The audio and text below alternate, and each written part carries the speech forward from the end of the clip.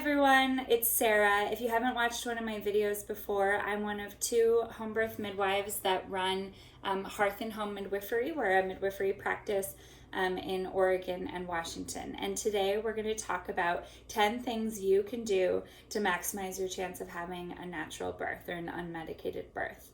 The first thing is that you should choose a provider who supports and has experience in natural birth. So prenatally, you want to figure out what your birth goals are and then talk to your provider about it.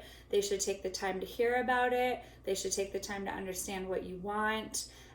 You should have an opportunity to have your questions answered.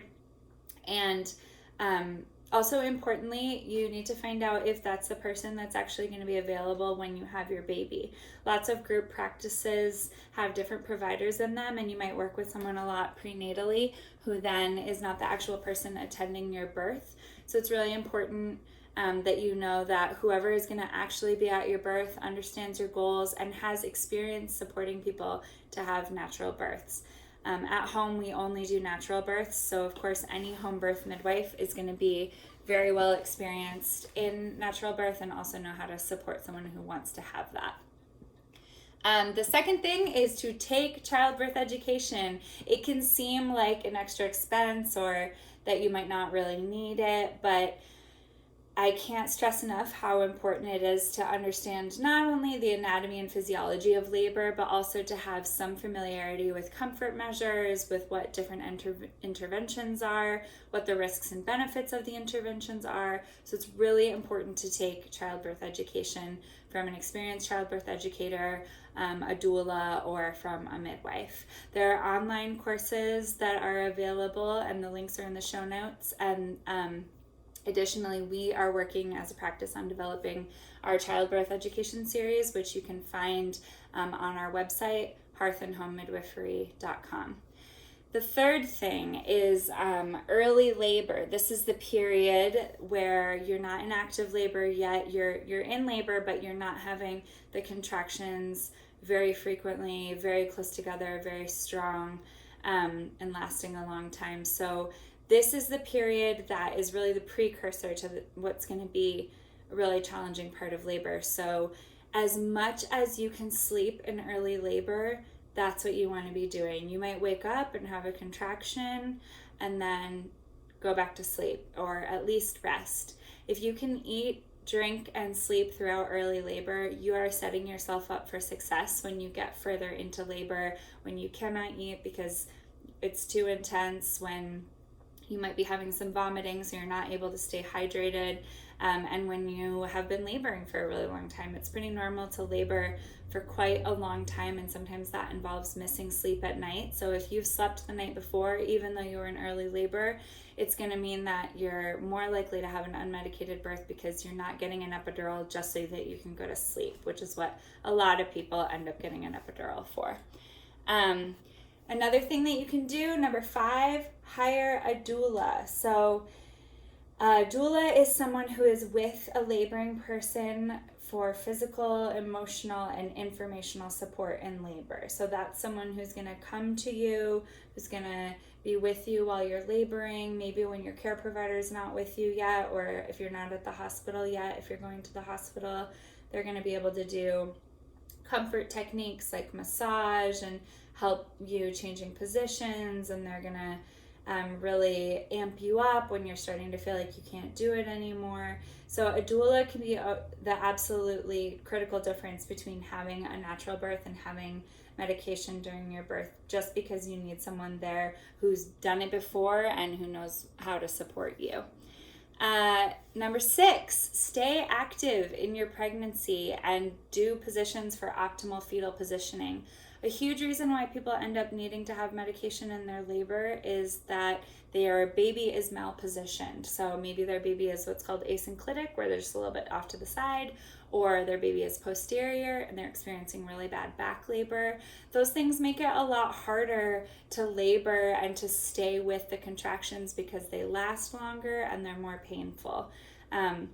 So everything that you can do prenatally to get your baby into what's called an anterior position, where they're at the front of your pelvis, the back of the baby's head is in the front of the maternal pelvis, and everything you can do to make sure that baby is really lined up well so that they're applying direct pressure to the cervix when you're laboring, that is going to keep your labor hopefully more efficient, and that is a huge thing that you can do. So if you don't already know it, visit spinningbabies.com. They have tons of information about optimal fetal positioning. It can go a really long way in helping you to have a natural birth. The next thing, number 7, use water. We love water birth at Hearth and Home Midwifery. A lot of our clients labor in water, if not actually have their baby in the water. You should find out if where you're planning to have your baby allows water birth, and if they don't, you can either switch your place of birth if you want to have a water birth, or you can find out if they are comfortable with you laboring in the water. Being submerged in water when you're in labor is really wonderful. It takes the pressure off. It helps you deal with contractions. It can be really soothing.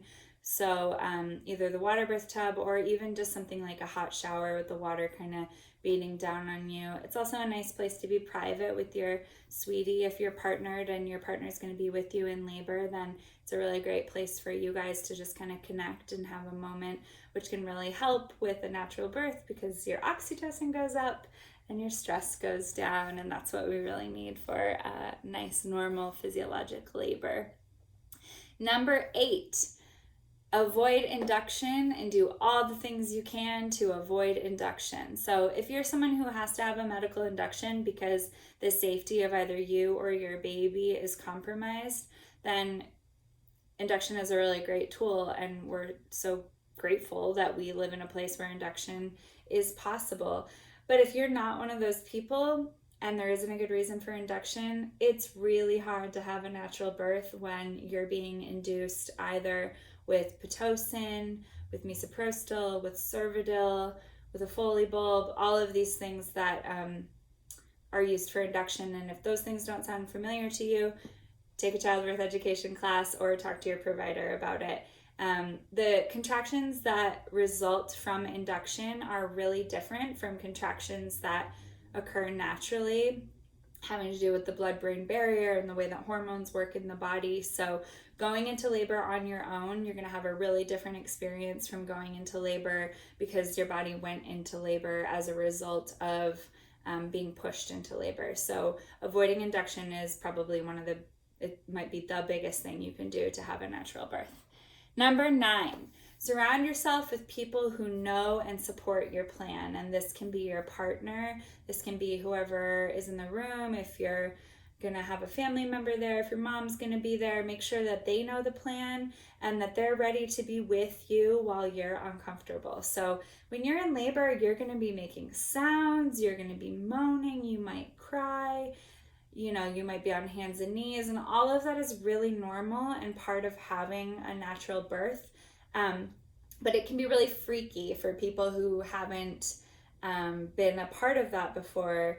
And if they don't understand why you're wanting it, then they might just be encouraging you, like, sweetie, just get the epidural. And if that's not what you want, then you don't want them saying that. You want them saying, you got this, you're doing such a good job. So make sure going into it that everyone who's going to be present really understands what you want for your labor and is ready to be with you when things are pretty intense. And number 10, the most important thing is remember that birth is unpredictable. So you can have these amazing plans. You can do childbirth ed, hire a doula, you're having a home birth, you're doing a water birth, you've done all the things, and then, your baby's fetal heart tones are non-reassuring in labor, and it becomes necessary to transfer to the hospital for cesarean birth, which is like as different as it possibly could be from what you were planning. It doesn't mean that you failed. It doesn't mean that you aren't amazing and strong. And it also doesn't mean that you didn't give birth. You are giving birth if that is what happens. It just means that you didn't get the kind of birth that you wanted, which is a huge loss. There's a lot of grief with that. And I think it's really important to remember that there are great reasons to want to have a natural birth, and there are great reasons to want to go that route.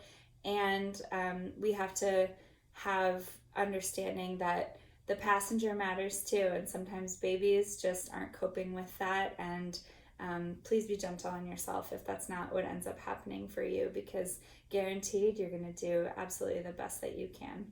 So those are my 10 tips for how to maximize your chance of having a natural birth. Please visit us at hearthandhomemidwifery.com. Follow us on Instagram at hearthandhomemidwifery. Friend us and like us on Facebook.